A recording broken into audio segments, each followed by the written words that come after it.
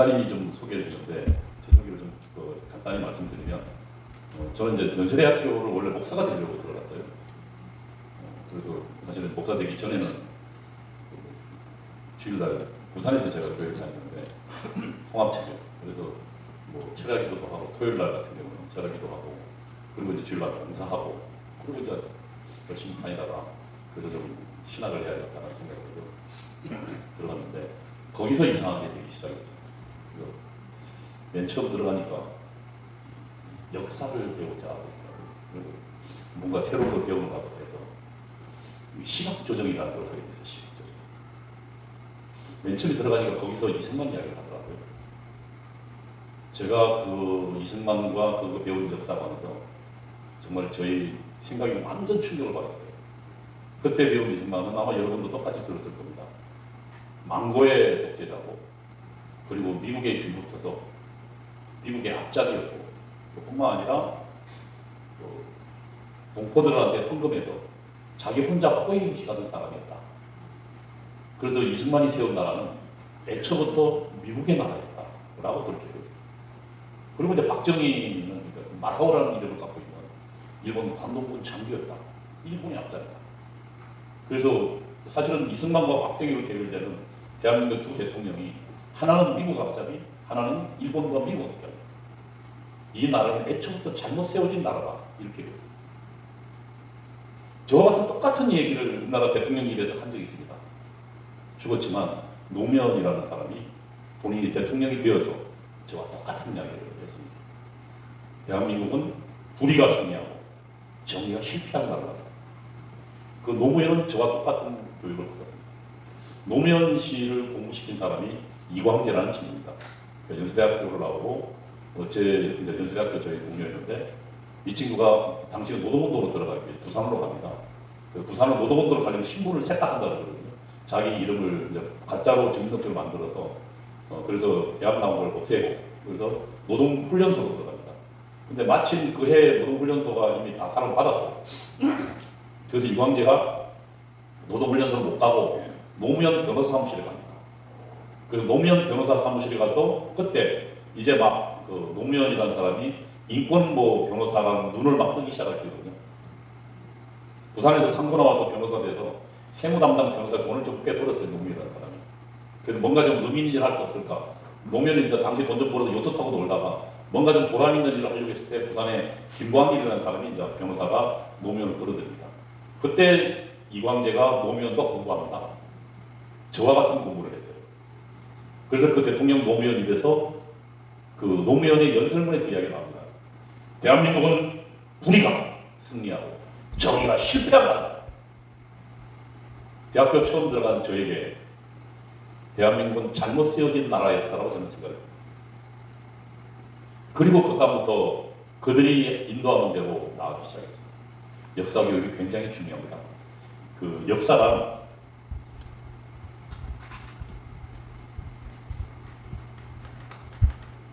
국가나 민족의 집단적인 기억이거든요.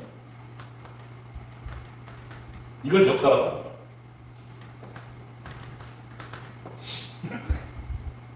사람은 어디서 교훈을 얻습니까? 클레이 브리턴이라는 사람은 지식을 두 가지로 나눴습니다. 누적적 지식과 비누적적 지식으로 나눴습니다. 사람은 지식을 통해서 생각을 하게 되고 그 지식을 통해서 생각을 방향을 찾게 됩니다. 누적적 지식이란 자연과학적 지식을 말합니다. 실험을 하게 됩니다. 그래서 우리는 실험을 통해서 훨씬 더 많은 걸 알게 됐습니다. 우리 몸에 대해서도 알게 됐고 신체 병변에 대해서도 알게 됐습니다. 바이러스에 대해서도 알게 됐고요. 그걸 누적적 지식입니다. 그러나 사회와 인간은 실험할 수 없습니다. 인간을 죽일 수 없잖아요. 그 인간에 모인 사회 집단을 실험할 수 없잖아요. 죽였다 살렸다 없기 때문에. 그래서 인간에 관한 지식은 누적적이지 않거든요.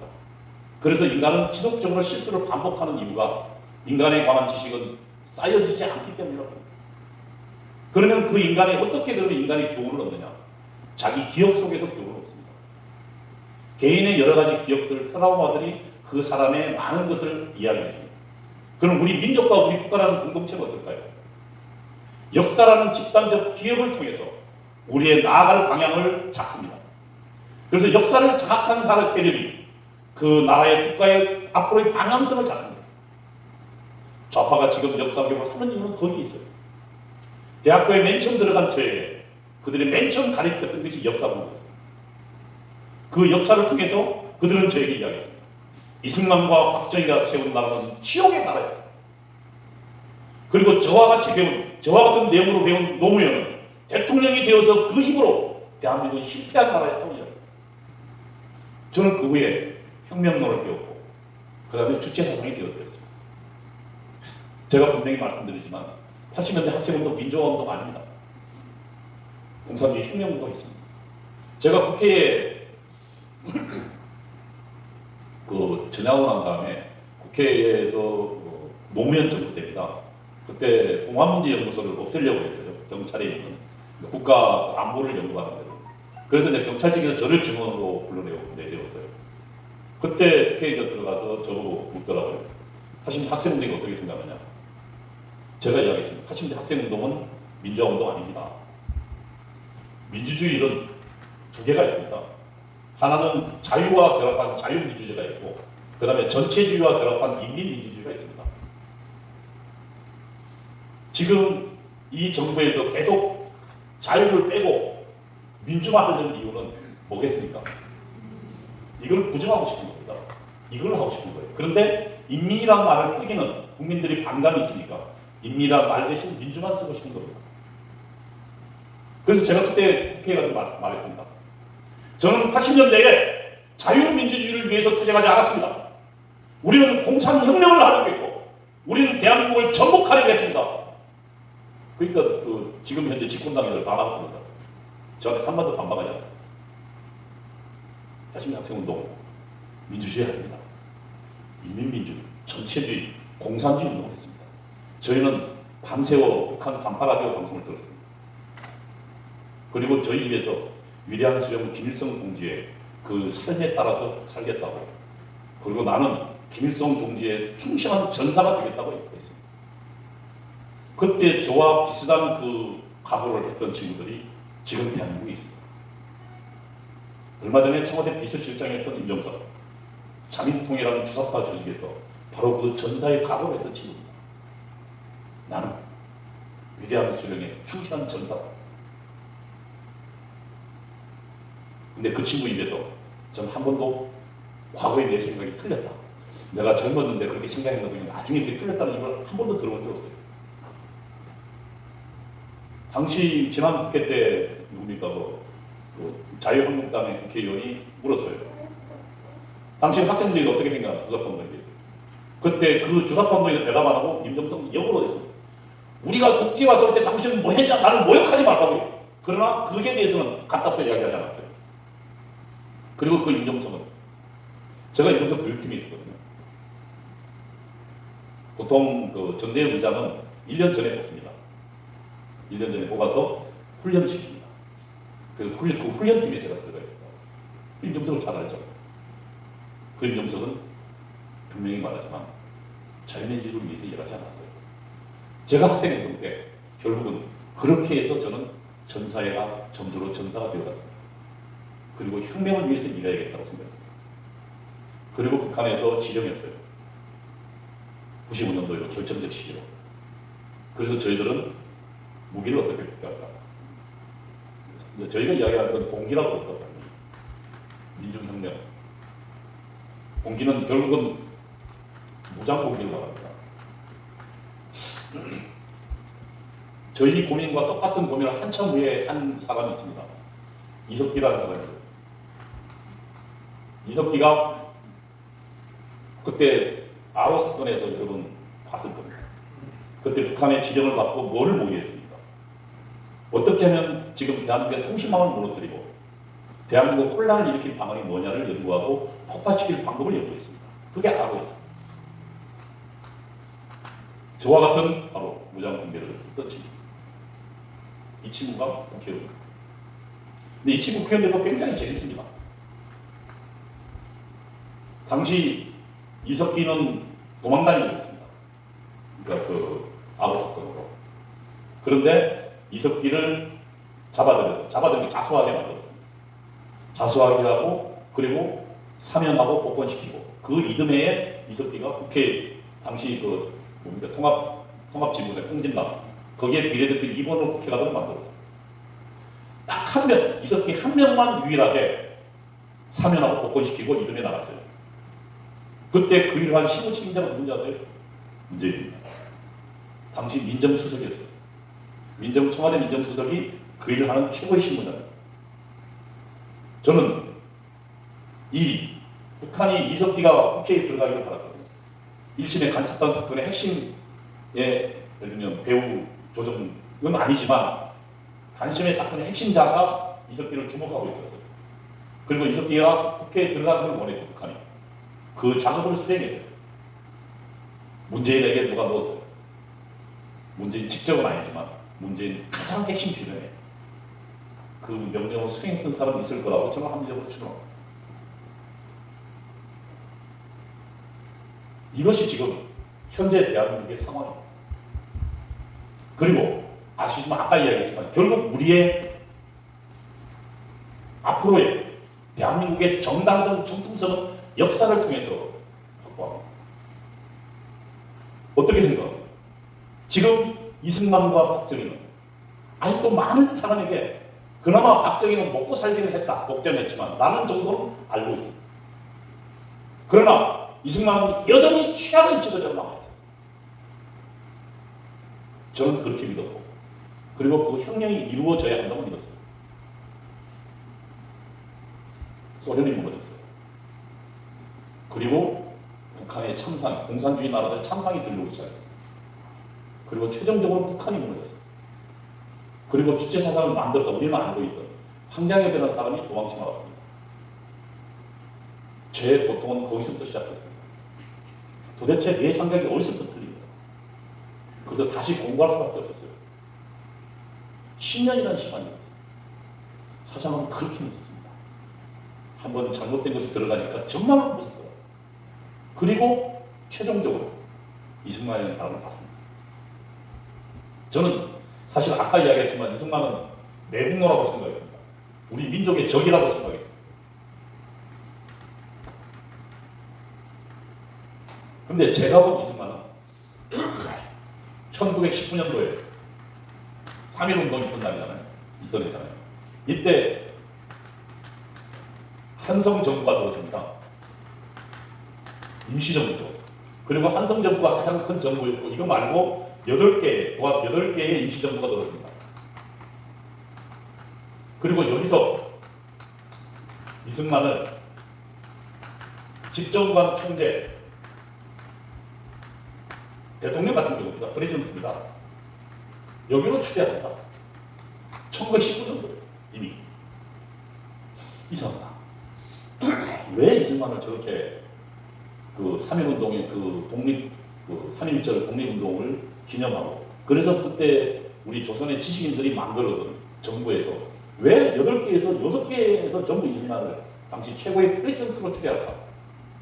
그 다음에 또 보니까 1945년도 8월 15일 날 우리가 해방이 이루어집니다. 그래서 공산주의 나라의 인민공화국이 성립됩니다. 공산주의자들 만든 공화국입니다. 선포한 공화국. 여기서 박근혜이 선포한 공화국인데 여기서도 이승만을 대통령으로 추대합니다. 물론 이승만의 허락을 받지 않고 추대합니다. 이상하잖아요. 제가 배운 건 이승만은 미국의 앞잡이였고 또 이승만은 동포들의 돈을 받아서 호의호식한 사람이었다면 그럼 이승만이 어떻게 1945년도 8월 15일 날 공산주의자들이 만든 인민공화국에서 대통령으로 추대했을까? 제가 뭘 잘못 알았거든요. 왜? 그래서 다시 이승만을 공부하기 시작했어요. 저는 깜짝 놀랐어요. 지금도 그 기억이 나는데 한 보름 이상을 아무것도 보지 않고 이승만 책만 봤습니다. 한국에 나와 있는 이승만에 대한 책이란 책은 전부 갖다 놨어요. 거의 밥 먹는 시간 빼고 말고는 한 보름 이상은 계속 이승만만 봤어요. 그리고 맨 마지막 이승만 책을 덮으면서 울었어요. 하나님께서 이 자그마한 조선이라는 나라에 저런 거대한 사람을 준비해 두셨구나. 그래서 그 덕택에 우리가 자유민주주의 혜택을 받았구나. 그러면서 제가 이승만을 다시 보니까 이승만은 당시 한성에서, 그러니까 지금 서울이죠, 5대 천재 중에 한 명이었습니다. 근데 집안이 비난했어요. 번번이 과거의 응시에도 돈을 못 내니까 응시에 번번이 낙방했습니다. 시리에 차있던 이승만이 배지 학당에 갑니다. 그래서 거기서 서양 선교사들을 만나요. 그리고 머리가 좋은 이승만이 1년 만에 그 서양 선교사들 한국어를 가르쳐, 영어를 잘하니까 금방 배워요. 한국어를 가르치는 선생이 돼요.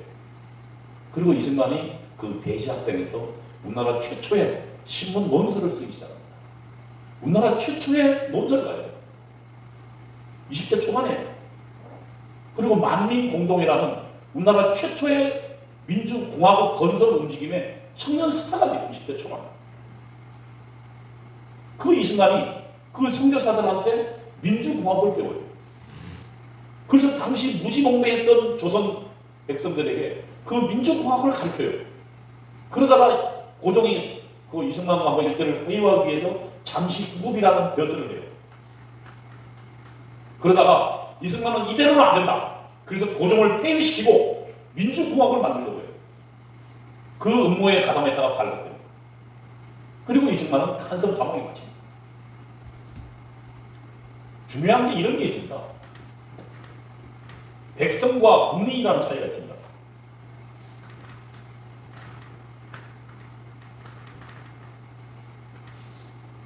백성이 뭘고 국민이 뭐가 다릅니까?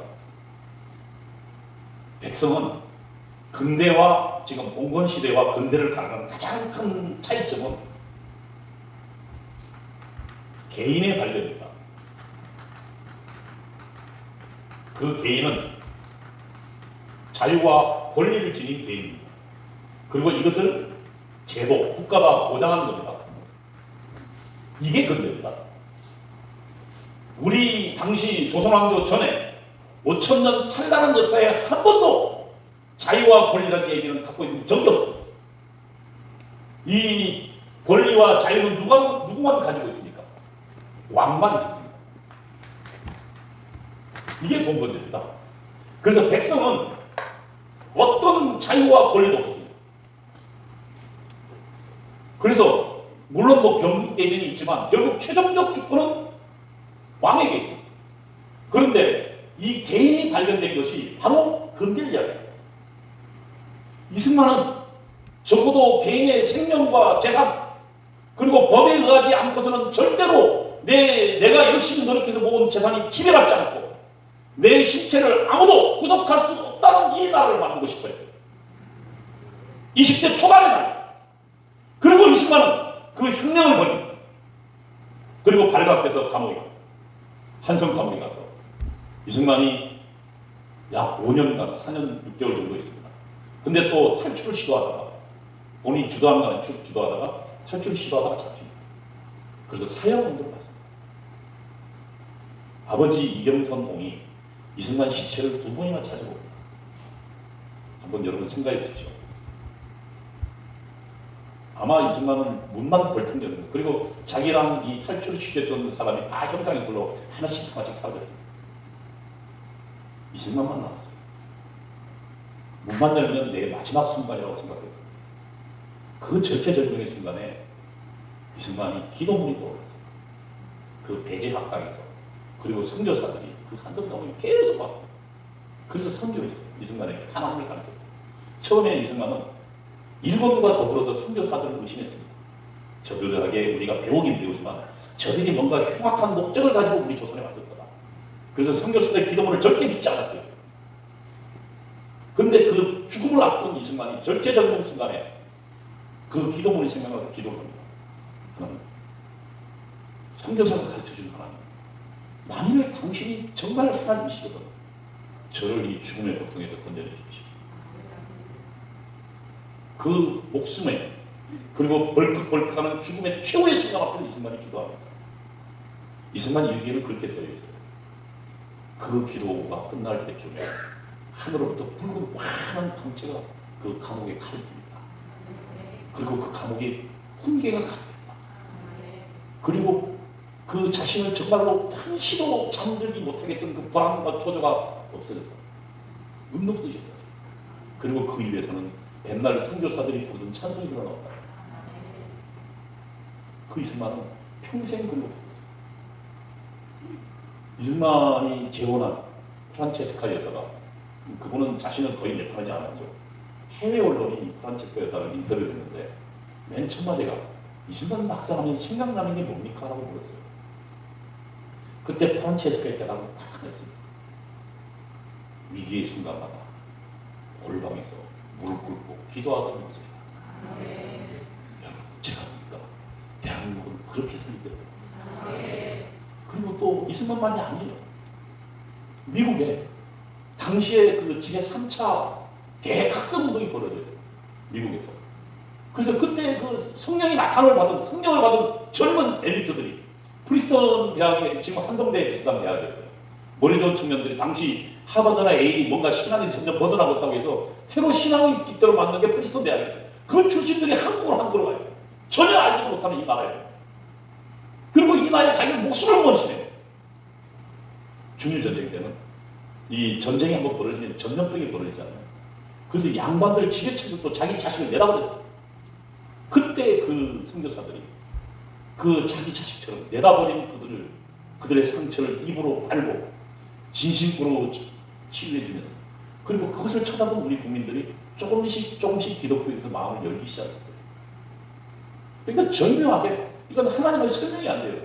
미국의 대성령운동이 벌어지고 그 성령운동을 통해서 정말로 새로 성령을 받은 젊은 엘리트들이 한국에 왔고, 그 엘리트들이 목숨 걸고 노력했고, 그 목숨 걸고 노력과 그리고 이승만과 당시 한성 감옥이 완전히 그래서 교회로 바뀌어버립니다. 그리고 한성 감옥이 거기서 예배를 시작했고, 그 예배 출신들이 대한민국의 리더들이 됩니다. 그렇게 해서 대한민국이 시작했어요. 이게 어떻게 그냥 이루어집니다. 전 제가 교회사 그 한국사 일부 더 정말 재미있던 건, 우리 맨 처음에 제너럴 시험원 호라가 있잖아요. 제너럴 시험.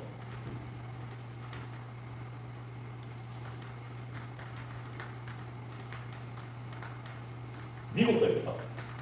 미국 상선이 당시 식민지 시대니까 이 배들 앞에는 꼭 코를 싣고 다녀요. 왜냐하면 이 무역을 거부한 나라도 있습니다. 제너럴 시험원호에 선교사가 타고 있었어요. 영국 웨일 출신. 이 사람은 20대에 선교사가 됐습니다. 그리고 결혼하자마자 중국 선교사로 갔어요. 지금 이 얘기는 6개국어에 능통했다 그러니까 아마 언어에 굉장한 천재였을 것 같아요. 근데 이 사람이 참 개인적으로 불행한 사람입니다. 그래서 이분이 오자마자, 당시는 그 배를 타고 오는 게 굉장히 어려웠으니까요. 영국에서 중국까지 오는데 몇 달이 걸렸다고. 그거를 견디지 못해서 부인이 죽었습니다. 6개월간. 중국에 도착하지 않았어요. 그리고 이 사람이 일이 잘 안 돼요. 그리고 이 선교사가 양반이 중국에서 잘 안 되니까 당시에 서해안에 갑니다. 지금 충남어리 근방에 가요. 한 몇 달간 지내면서 이 사람이 한국말을 배워요. 그리고 이 사람이 1년 있다가 제너럴 시험원호에 타고 길을 안 내죠. 한국말을 하니까. 그리고 이 사람이 중국어 성경, 그러니까 한문으로 된 성경을 수십 권을 갖고 옵니다. 그래서 제너럴 시험원호가 통상을 요구하니까 당시 대원군 시절이니까 우리는 세국 정책을 하고 있을 때입니다. 통상을 반대했죠. 그러니까 이제 이 배가 왔다 갔다 하면서 송상을 요구하고 무력 시위를 하고 있었죠. 그런데 이 태풍이 밀려왔다가 나가면서 태풍이 물이 불어나니까 안에 쑥 들어왔다가 태풍이 싹 밀려나가니까 배가 딱 모래에 얹혀버린 겁니다. 아시지만 배가 대동강변에서 5도 가도 못하게 됐습니다. 그래서 저 상류에서 그 배를 향해서 불을 쏘아버렸어요. 그래서 그 배가 폭파하게 됐어요. 그래서 그 배에 탔던 사람들은 전부 탈출할 수밖에 없죠. 잡혔습니다. 그래서 이 선교사는 자기 잡힐 때 갖고 있던 성경을 뿌렸어요. 그리고 이 사람은 현장에 있어서 사라졌습니다. 그 뒤에 이제 뭐 여러 가지 전설 같은 이야기지만, 하나는 목을 쳤던 사람이 당시 이 선교사가 목 치는데 자기 손을 꼭 잡면서 뭐라고 중얼거리더라. 알고 보니까 기도했던 겁니다. 그리고 이 사람은 싹 사라졌어요. 박대성이라는 사람이 있었어요. 평양성 관리입니다. 평양성에. 당시 평양성 관리면은 당시의 주 언어가 한문이었습니다. 그러니까 한문 성경을 잘 읽을 수 있는 실력이 있었어요. 그리고 알지만 중국이 그때 우리나라보다 훨씬 잘 살았으니까 중국에서 만든 성경이니까 종이가 어떻겠습니까?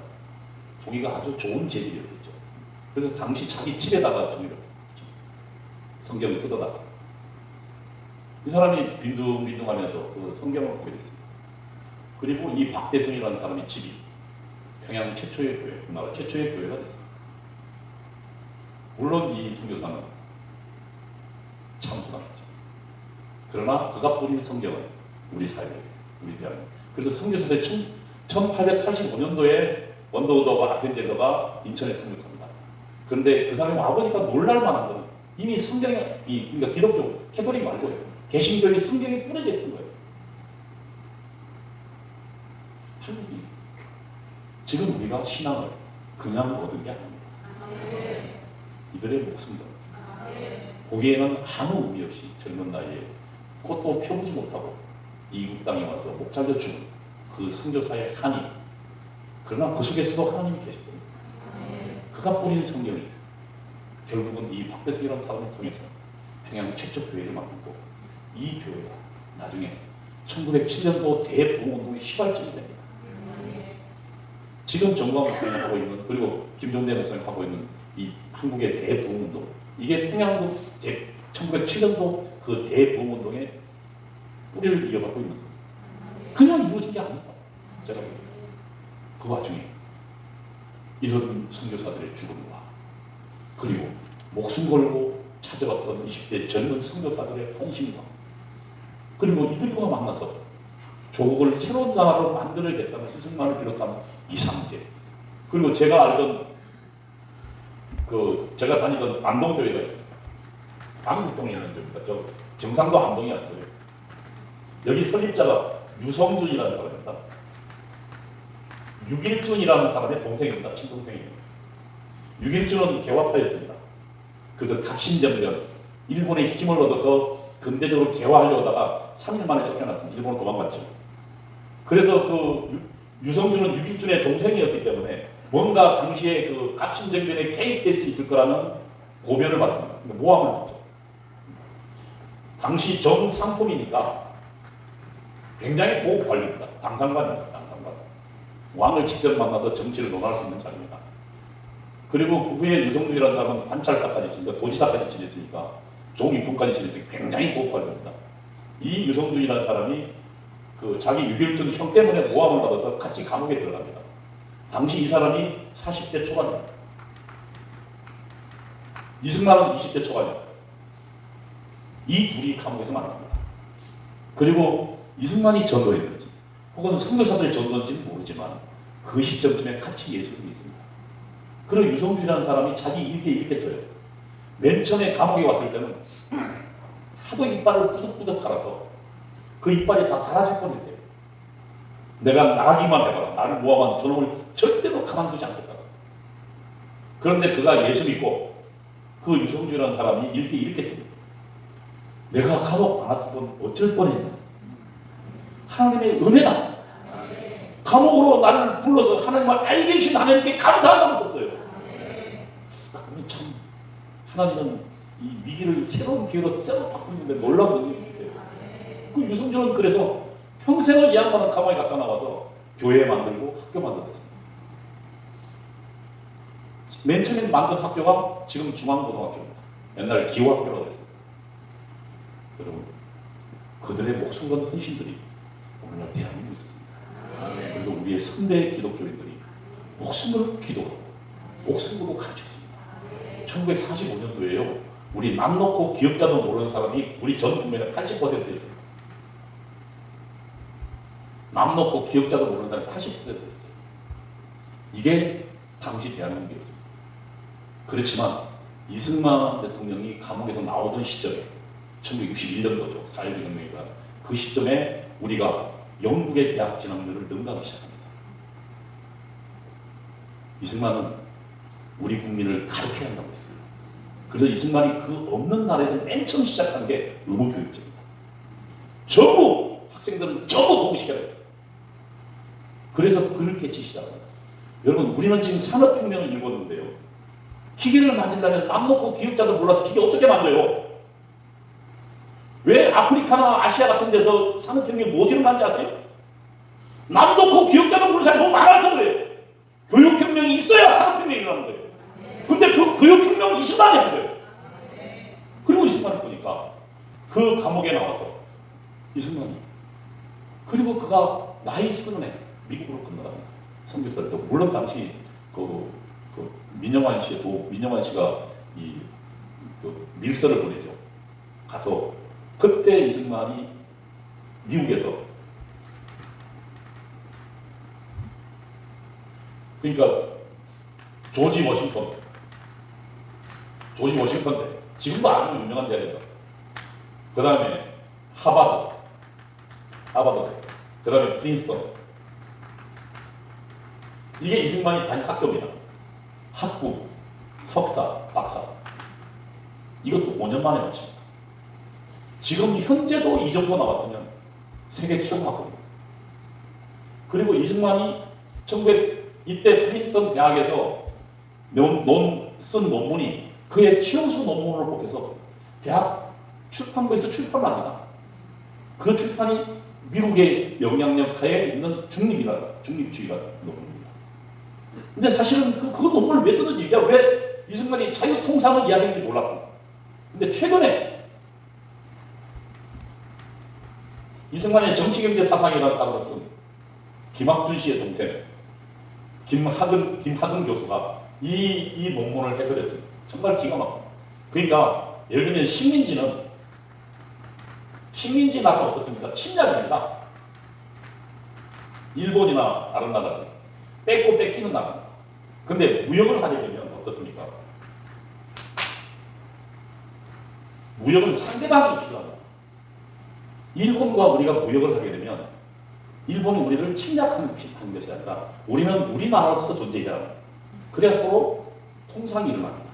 상대방을 서로 인정하게 됩니다. 그러니까 이승만이 이미 이 어린 시절에 독립정신이라는 책을 쓰거든요. 제가 오늘 주사파 이야기를 하려고 주사파 이야기를 조금 안 가져가겠습니다. 이때 이승만이 독립정신이라는 책을 쓰는데 여기에 이미 이승만이 통상의 중요성을 이야기합니다. 근데 기가 막힌 거는 이때 이렇게 이야기해요. 이승만이 그 독립정신을 보면 20대 초반의 나이에 저걸 어떻게 쓸까 지금 생각해보면 이렇게 써요. 통상이 왜 중요하냐? 하나님이 별이 만물들을 이 세상에 창조해 주셨다. 그래서 우리가 사람과 만나고 통상을 통해서 우리는 그 사람과의 대화를 통해서 훨씬 더 많은 것을 깨달아 알게 된다. 우리 지식이 많아지고 우리가 훨씬 더 많은 하나님이 창조한 그 기기묘묘한 것들에 대해서 우리는 그 혜택을 입게 된다는 거예요. 교환을 통해서. 지금 생각해봐도 자유시장 경제와 통상에 대한 정말 최상급의 논설을 그때 독립정신 20대 초반에 이승만이 그 책을 씁니다. 그리고 그 내용은 결국은 아까 통상은 상대방 인정한 거랬으니까 칸트의 영구 평화론을 읽었는지 제가 볼 때 당시에 안 읽었을 것 같은데 칸트보다 훨씬 위대한 영구 평화론을 이야기합니다. 그 이승만이 있었습니다. 저는 그 이승만을 보면서 정말 하나님이 이 척박한 나라에, 백성의 나라에, 아무것도 없고 남 놓고 기업자도 모르는 나라에 이승만을 뵙겠고 그리고 세계 최고의 학교를 하게 하고, 그러니까 이 소문이 어떻게 됐을까요? 이승만이라는 젊은이가 세계 최고의 학벌을 하고 박사를 받았다. 당시 그리고 이 프린스턴 대학 이승만을 지도하는 사람이 나중에 대통령이 된 윌슨입니다. 그러니까 세계 최고의 학벌을 하고 박사를 받았다는 소문이 어디에? 조선에 퍼진 거예요. 그리고 이승만이 박사를 끝내고 한국으로, 조선으로 돌아갑니다. 그리고 조선을 돌면서 계몽운동을 벌여요. 그러니까 일본이 이승만을 감옥에 집으려고 하자 다시 미국으로 도망가죠. 그러니까 이미 1919년도에 이승만은 어땠습니까? 제가 다시 보니까 이미 20대 초반에 대지학당을 통해서 우리나라 최초의 사설 논설가였고 그리고 최초의 민주공화국 운동의 최선봉자이었고 그리고 어때요? 세계 최고의 학벌을 나온 이미 인류 당대 최고의 지식인이었어요. 그래서 이미 1919년도에 우리 조선의 민중들의 우상과 희망이었어요. 그리고 이 이승만이 그 주장했던 바들이 결국은 일본과 미국이 붙을 거라고. 정말 재밌는 건 이승만에 대해서는 여러 가지 일화들이 많은데,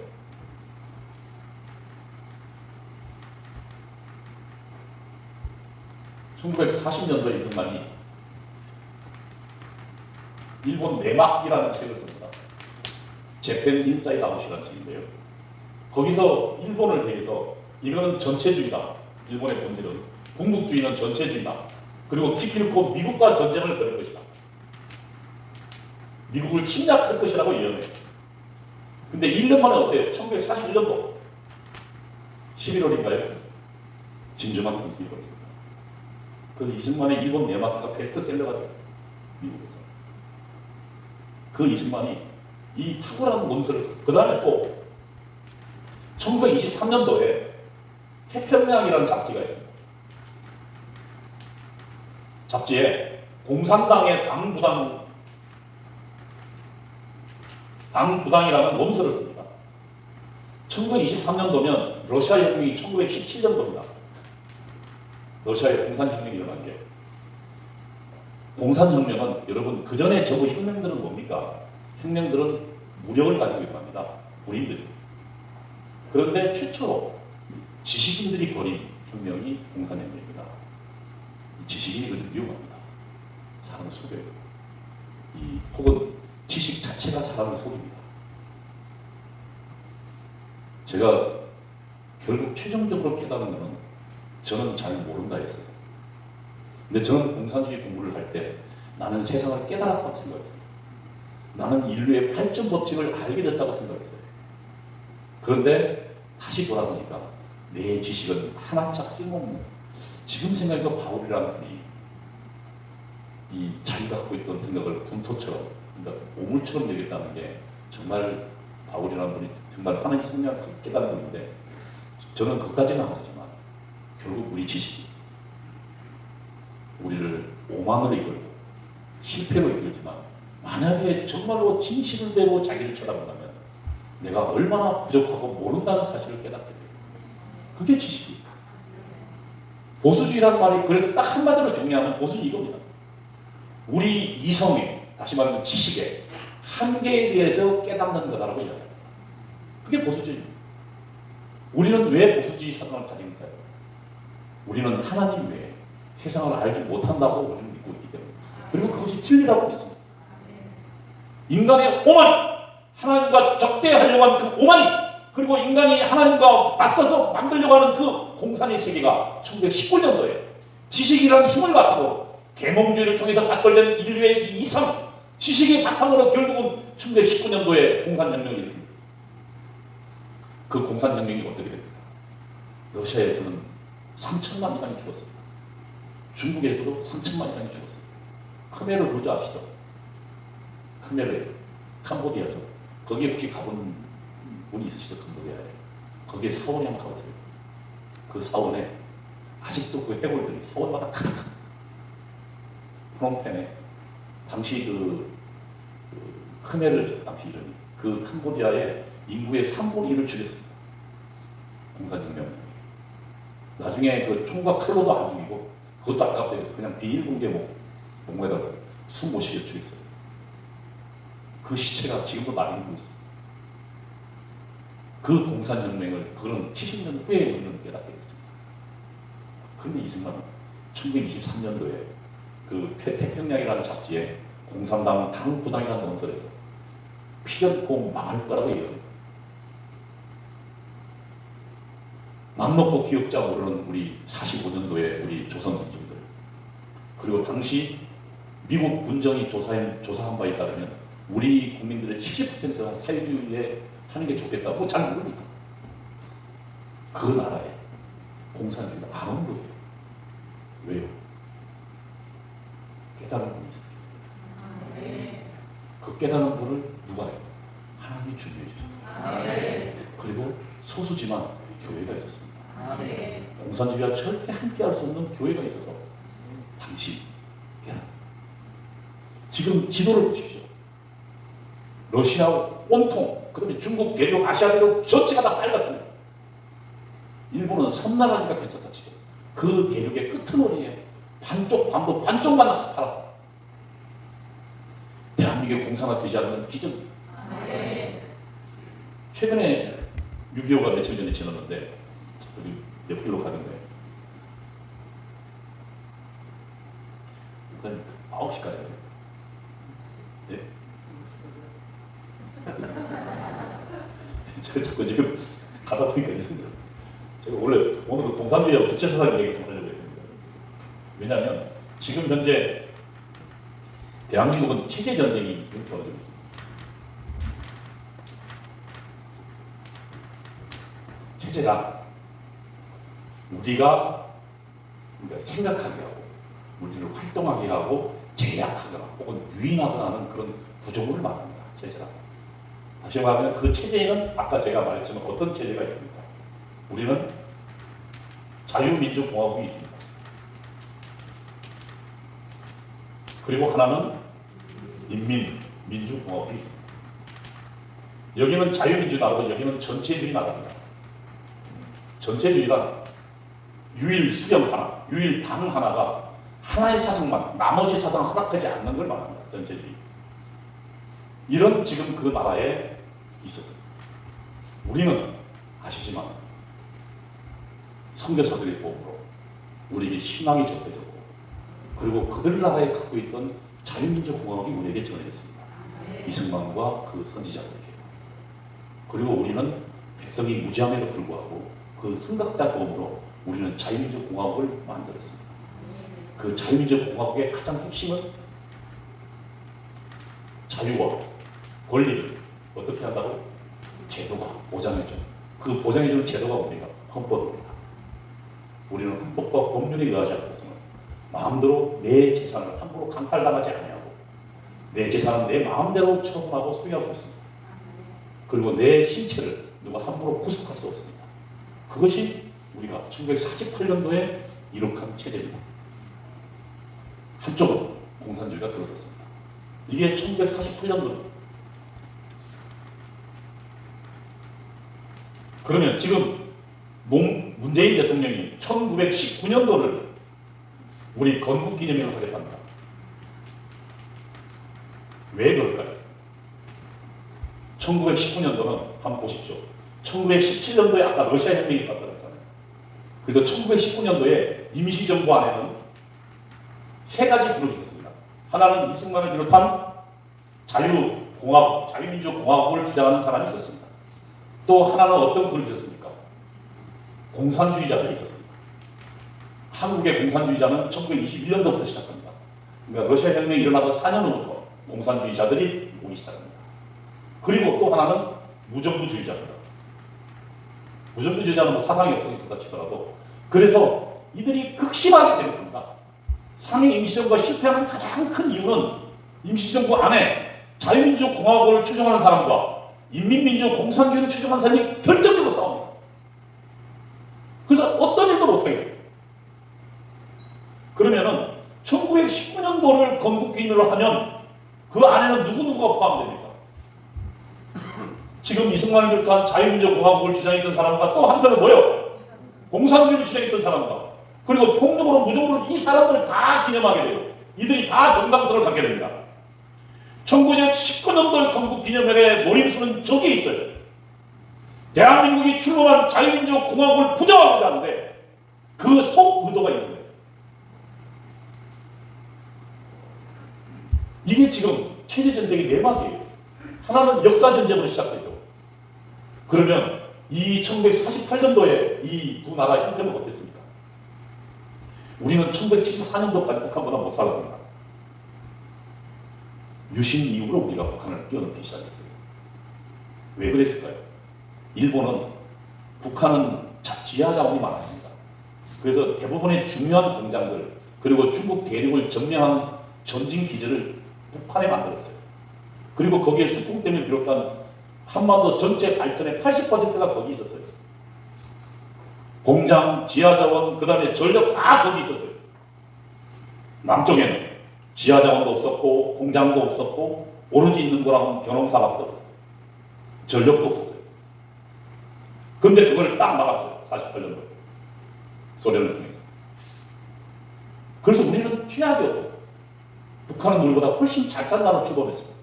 그런데 70년이 지난 지금 보겠습니다.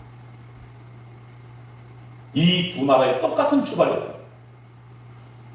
지금 현재 우리는 어때요? 세계 6위 혹은 7위의 무역대국입니다. 우리 대한민국 작은 나라 아니에요. 우리 지금 GDP 규모가 세계 10위의 강대입니다. 그리고 우리는 작은 나라에 자동차, 조선, 철강, 전기, 화학 다 가지고 있는 나라. 그런 그 나라를 그 모든 것을 세계 5위에 가는 그 공업을 다 가진 나라는 몇 나라 안 돼요. 일본, 미국, 중국, 아니 일본, 그 다음에 미국, 독일, 영국도 없어요. 불란서, 그 다음에 대한민국이에요. 우리 작은 나라 아니에요. 70년이 지나. 그런데 지금 북한은 어떻습니까?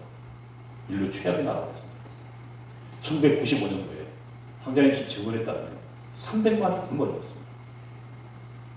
그리고 지금도 전 세계에 협박하고 구걸하지 않으면 자기 백성 먹여 살지 못하는 최악의 나라가 됐어요. 구걸과 협박은 왜 48년도에 똑같이 지금 한 나라가 하나는 세계 최고의 나라로 가 있고 하나는 최악의 나라로 갔습니다. 저는 이것이 체제입니다. 자유를 보장한 그 체제에서 우리 국민은 열심히 있고 그리고 자유가 없는 전체주의는 우리보다 훨씬 앞섰지만 망했습니다. 소련이 망하고 소련이 망하고 동유럽이 망했듯이 북한도 망했거든요. 그런데 체제전쟁이란 그 망한 것을 지금 대한민국에 심으려고 하는 어리석은 사람도 있습니다. 어리석일 뿐만 아니라 자신의 잘못된 이념을 우리 5천만에게 강요한 취약 악을 저지르고 있는 세력이 있어요. 과거에 저와 같이 일했던 동기 주석단 출신 윤재영입니다. 이들은 지금 대한민국을 뒤집고 있는 하나는 역사를 통해서 아까 제가 말씀드렸지만 역사란 국가와 민족의 집단적 기억이었습니다. 사람은 그 기억 속에서 현재를 바라봅니다. 그래서 그 기억을 장악하는 자 현재를 장악합니다. 그들은 지금 과거에 왜곡된 기억으로 지금 대한민국을 장악하려고 시도하고 있습니다. 그리고 또 이들은 어디로 가고 있습니까? 대한민국을 이 실패한 나라로 가고 있습니다. 어떻게 생각하십니까? 우리 선조들의 그리고 선교사들의 피와 눈물과 땀이 서려 있고 그리고 자유를 얻은 우리 선배들의 눈물겨운 노력으로 만든 이 자랑스러운 나라입니다. 여러분 외국에 나가보세요. 제1세계 미국과 유럽, 제2세계 일본 빼고 그 미국과 유럽 다른 나라 중에서 한국보다 못한 나라가 훨씬 많습니다. 오늘날 대한민국 자랑스러운 나라 이렇게 만든 나라를 그리고 우리 선배들의 새벽기도를 통한 그 우리 신앙의 선배들의 정말 눈물겨운 그들의 기도로 6.25 전쟁이 돼요. 우리가 부산으로 낙동강변에서 몰렸잖아요. 그때 부산으로 몰린 우리 신앙의 선배들이 3일간 대금식 기도를 했습니다. 하나님 살려라. 그때 그리고 그 기도 후에 인천 상륙작전이 벌어졌습니다. 저는 대한민국 한국사를 보면 하나님이 살아있다는 걸 느낄 수밖에 없어요. 아까 목사님 이야기했지만 당시 6.25 전쟁 당시에요. 참모총장이라는 놈이 6.25 전쟁 직전에 그 고급 장교들 전부 육군에가 모아놓고 춤추고 난리를 쳤어요. 그리고 휴가를 다 보내버렸어요. 전방이 텅텅 비었어요. 무기도 없었고. 북한은 당시에 약 소련의 최신식 전차로 무장해서 밀고 들어왔어요. 저는 지금 생각해보면 대한민국에 공사가 안 된 게 이상할 정도입니다. 그 전에도요 또 있었습니다. 한번 보세요. 소련이 1945년 8월 8일 날 일본하고 참전 전쟁 선언을 합니다. 그리고 8월 8일 날 어디 와 있냐면 이미 원산 근처에 와 있습니다. 그때 미국은 한반도에서 1000km 밖에 오키나와에 있었습니다. 그리고 1915년도 1945년도 8월 15일 날 일본이 항복했습니다. 원산에 와 있었으니까 그냥 오면 돼요. 이 한반도에 아무도 없었어요. 미국은 1000km 바깥에 있었고. 그런데 미국의 클라크라는 육군성 대령이 제안을 해요. 그러니까 이 한반도를 놓고 이렇게 놓고 38도선을 통해서 당시 연합군이니까 북쪽은 소련이, 남쪽은 미국이 진주해서 군사활동 경계선을 제안해요. 근데 당시에 미국도 절대로 소련이 안 받아들일 줄 알았어요. 왜냐하면 소련은 이미 군대가 여기 와 있었거든요. 그냥 내려오면 돼요. 그러면 한반도 전체를 공산화되는 겁니다. 근데 저 제안을 받아들였어요. 그래서 역사학계에서 가장 큰 의문 중에 왜 스탈린이 저 제안을 받아들였냐라는 것이 학계에 있어요. 최근에 이게 좀 의문이 풀렸어요. 왜냐하면 스탈린은 이 38선을 받아들인 대신에 일본을 원했어요.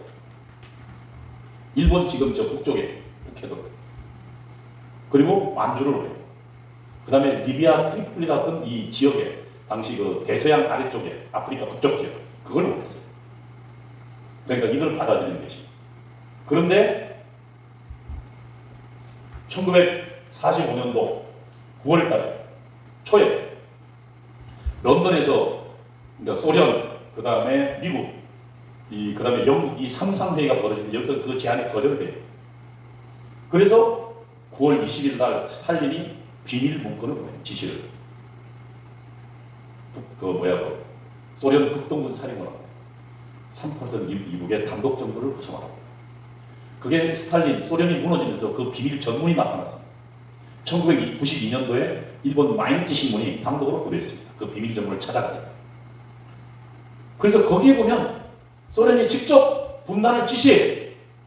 그러니까 그동안 분단의 원흉을 역사학계는 뭐라고 했냐면 수정주의자들은 미국이 그러니까 클라크가 저걸 38선을 제안했으니까 그리고 이승만이 1946년도에 정읍발언을 통해서 남쪽이라도 단독 정부를 수립하자 했으니까 미국과 이승만이 분단의 원흉이라고 했습니다. 근데 마침 소련이 무너지면서 소련의 기밀 문서가 해제되면서 그 스탈린의 비밀 전문이 발견돼서 이승만 대통령과 미국은 그 누명을 벗어나게 됐어요. 근데 아직도 그놈의 교과서는 망할 놈의 좌파들 교과서는 아직도 분단의 책임이 누구에게 있다고 합니까? 미국과 이승만이 있다고 해요. 그러나 이미 학계에서 역사적 사실로 나타났기 때문에 반박을 하지 못합니다. 어쨌거나 지금 나라가 당시에 이미 이 제안을 받아들이지 않았으면 이미 공산화 됐을 거예요. 그 다음에 6.25 전쟁 때 한번 보세요. 그냥 내려왔으면 끝났어요. 그런데 서울에서 3일을 버팁니다. 그리고 대전에 와서 한 일주일 이상 버텨요. 근데 왜 버텼느냐? 왜 서울에서 3일간 있었을까? 여기 의문이 있었는데 그것도 그 뒤에 그 체코슬로바키아의 대통령한테 이 스탈린이 보낸 편지에 그 내용이 있었어요. 이 스탈린은 이 한반도 전체를 미국과 중국이 붙는 당시 막 1949년도에 중국이 공산연맹에 성공했거든요. 그래서 이 한반도를 놓고 미국과 이제 막 탄생한 중국이 대격전을 벌여서 양패구사하기를 바랬어요. 그래서 지금 생각해보면 유엔군이 참전한다는 때 소련이 참석해서 반대해서 유엔군 참전 못합니다. 근데 소련은 기권해버렸고 그리고 서울에 내려서 그냥 내려오면 돼요. 당시 우리는 군대도 없었으니까. 그런데 이들이 머뭇머뭇거렸어요. 왜? 스탈린은 미국을 끌어들이고 싶었거든요. 그리고 정말 재미있는 거는 이 전쟁 직전에 6.25 전쟁 직전에 1950년도에 여순반란 사건이 벌어집니다. 전쟁 직전입니다. 1950년 6월 25일날 전쟁이 벌어졌으니까 여순반란 바로 그 전에 당시 공산주의자들이 폭동을 일으켜요. 그러니까 1948년도에 제주에서 사산이 벌어지잖아요. 이게 사산 이거 거짓말입니다. 그 사산이 공산주의 남노당들이 먼저 경찰서를 일제히 습격해요. 그래서 경찰 습격에서 무기를 빼앗고 경찰관을 사살합니다. 그러면 자신의 공안이 사살당하는데 가만히 있을 정부가 어디 있습니까? 그래서 반격이 벌어지고 제주에서 벌어지는 겁니다. 그래서 그 제주에 여수 순천에 있던 영대를 파견하려면 이때 반란이 있거든요. 남노당 출신들. 당시 군대에 남노당이 엄청 많았습니다. 그런데 다행인 것은 얘들이 반란이 일어나면서 숙군 작업이 벌어져요.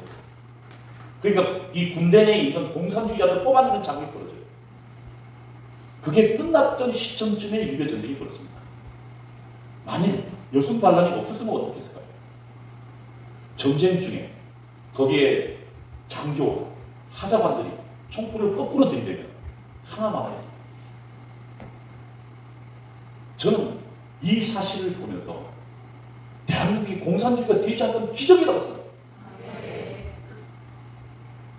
우리는 그 기적에 대해서 아직 몰라요.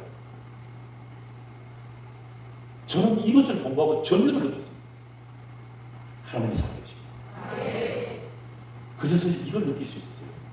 어떻게 만드신 나라인데 하나님이 그 희생을 두게 만든 나라인데 망하게 하지 말고, 그러나 대신 우리가 잊어버린 게 있어요.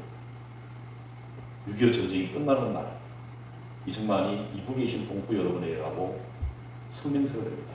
우리는 당신을 잊지 않을 거다. 회복할 거라고 이야기하지만 그러나 아시지만 우리는 잊어버렸습니다. 그리고 우리의 조그마한 성취에 자족하고 자만했어요. 이제 하나님은 우리의 그 잘못된 생각을 일깨우는 건 아닌가 생각이 들어요. 지금 그 체제 전쟁은 한편으로 역사 전쟁을 시작해서 대한민국 전체를 뒤집는 전쟁을 하고 있어요. 하나만 말씀드릴게요.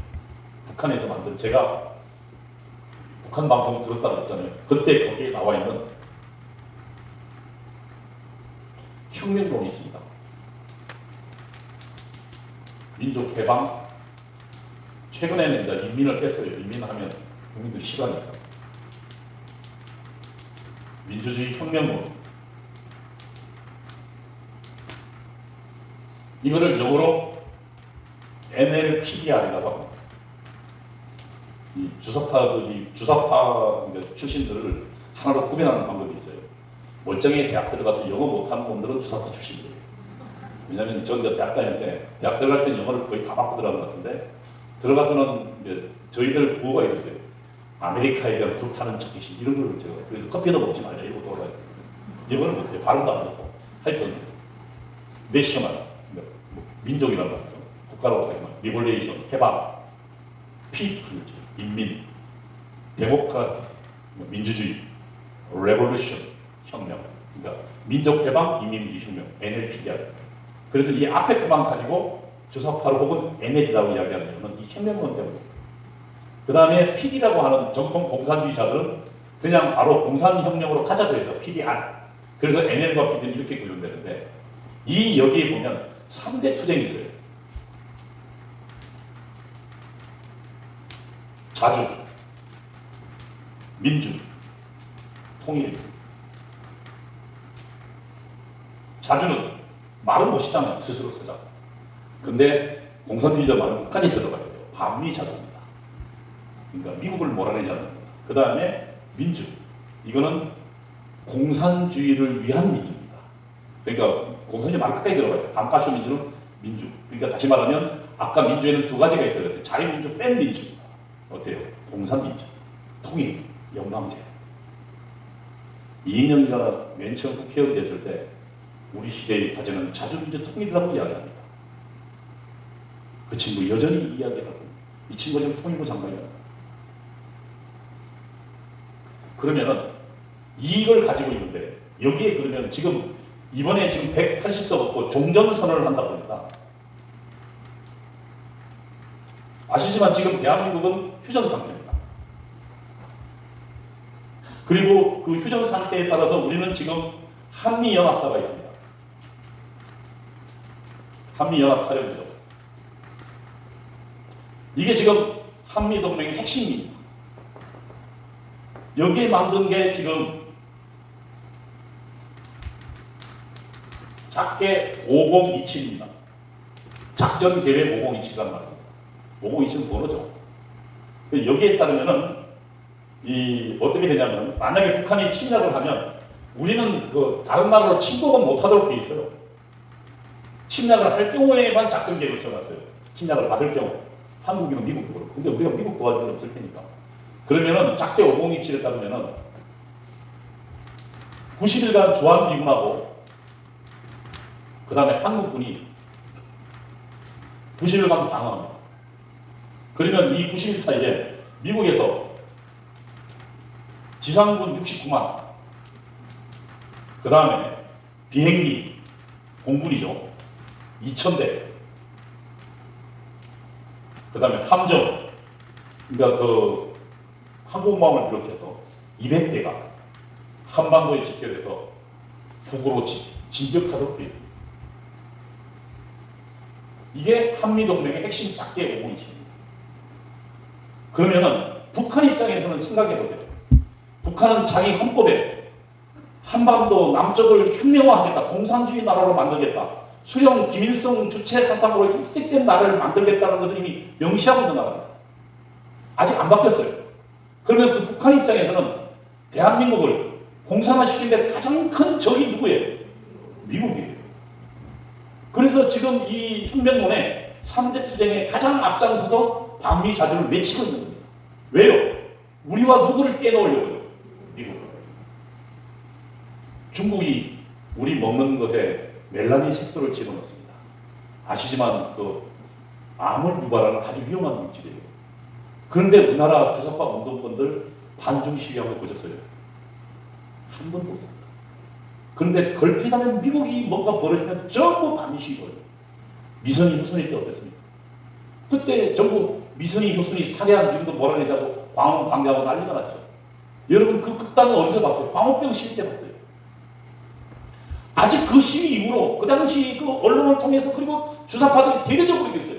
우리 조선민족은 미국의 그런 광우병의 이 약한 뭐 유전인자 그런 지식이나 뭐 나와가지고 그 DNA가 뭔가 약하다. 그래서 우리는 그 조금만 잘못 먹어도 뇌생성 공포에 죽을 거다. 우리의 젊은 중학생들이 초등학생들이 길거리 나와서 울었어요. 죽기 싫다고. 1년 내내 막 출범한 이명박 정부가 아무 일도 못했어요. 그게 광우병 시위입니다.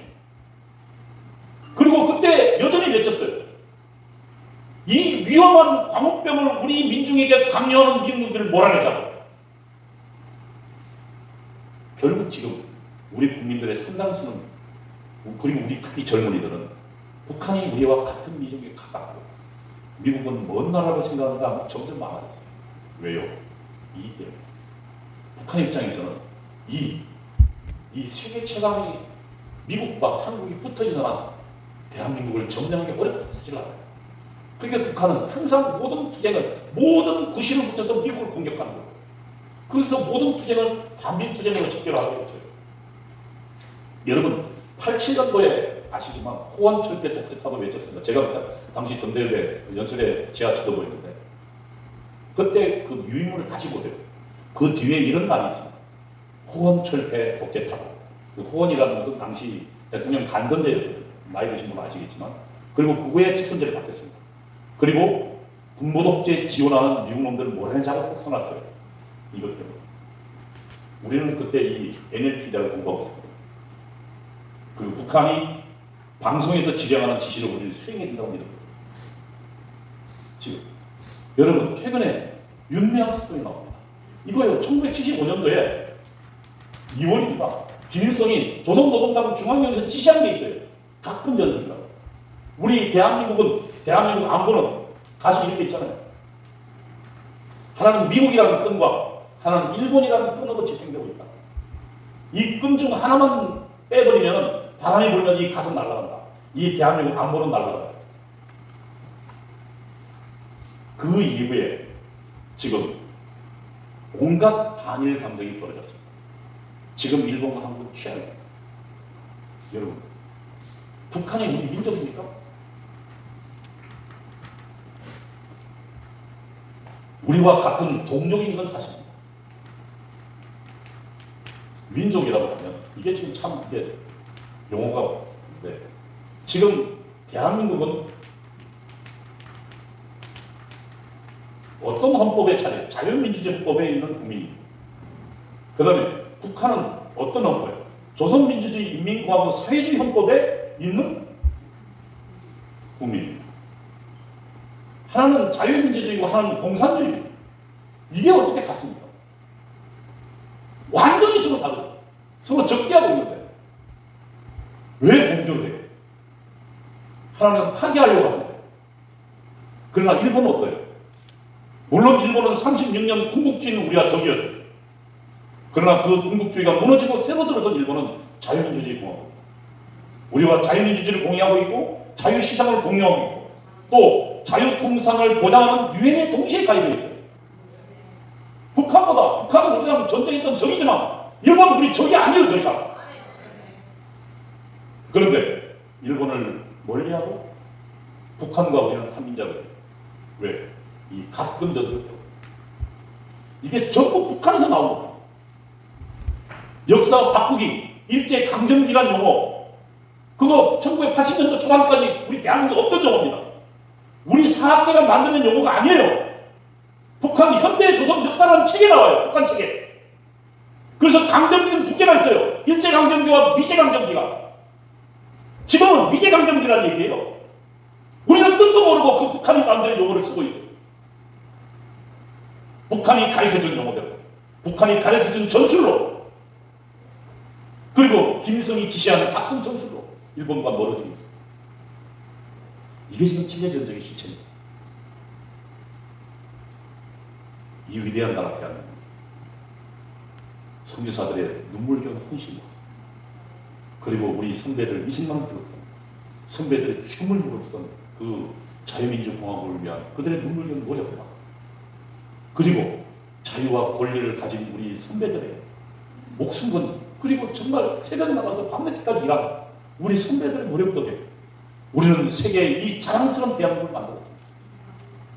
이 나라가 퇴보되는 길로 가는 것을 우리가 보고 있지 않습니다. 공산주의는 그 공산혁명에 일어나는 수천만이 죽습니다. 김일성이 직접 한 얘기입니다. 우리 5천만 가운데 적어도 1,000만은 죽이고 1,000만은 외국으로 도망갈 거다. 그리고 나머지 2, 3천만은 가져가겠다. 왜 공산주의가 그렇게 사람을 죽입니까? 그들은 인간을 사람으로 보지 않기 때문에, 뭘 물질로 보기 때문에, 유물사가 있기 때문에. 제가 오늘 공산주의 유물사가들 이야기하려면 너무 시간이 못하지만 딱 하나예요. 물질. 우리는 인간이 왜 소중합니까? 하나님의 형상대로 창조됐잖아요. 하나님이 사랑한 인간의 존재를 우리는 미워할 자격도 없잖아요. 그래서 정말 우리 눈에 꼴보기 싫지만 하나님이 사랑하는 존재이기 때문에 내가 미워할 자격이 없잖아요. 그리고 그 사람의 인격은 그가 곰뱅이라도, 그가 절름발일지라도, 그가 추할지라도 하나님이 사랑하는 존재잖아요. 하나님의 형상을 갖고 있는 존재잖아요. 그래서 그거는 이 세상에 하나밖에 없는 존재잖아요. 그래서 소중하잖아요. 그래서 우리 헌법이 그 인권을 보장하잖아요. 근데 공산주의 나라는 물질이기 때문에 얼마든지 필요 없으면 죽여도 됩니다. 캄보디아에서 인구의 3분의 1 죽이면서도 그들이 양심 가책을 느꼈다는 걸 들어본 적이 없어요. 왜? 공산주의는 악마의 사상이기 때문에, 하나님과 대적하기 위한 사상이기 때문에. 이제 교회가 깨어나요. 공산주의는 교회만이 대적할 수 있다고 생각합니다. 지금 한국 교육이 바닥났습니다. 그러면 그 교육을 시키는 것 또한 교회가 해야 됩니다. 우리는 저 유물 상황, 저 무식한 개혁투쟁 상황에 절대로 굴복할 수 없습니다. 우리는 하나님이 주신 이 아름다운 감성, 그리고 하나님이 주신 이 정말 사랑과 우리 인간에 대한 사랑이 고귀한 정신을 우리는 포기할 수 없습니다. 그래서 오늘날 우리에게 주신 사명, 오늘 우리에게 있는 이유일 거라고 저는 생각합니다. 어렵지만 그 전라는 위기에서, 숱한 위기에서 대한민국은 없어질 뻔했습니다. 그러나 하나님이 살려주셨습니다. 여러분, 이제 대한민국 청와대가 공산주의자가 잡았습니다. 이 위기에 이제 다시 우리가 기도하고 깨어있습니다.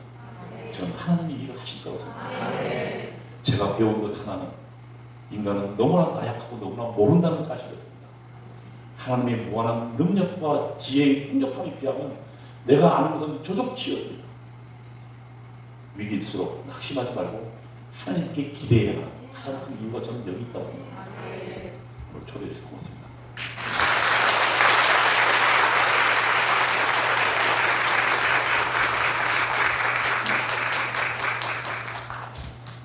우리 이 교수님 강의 잘하시죠?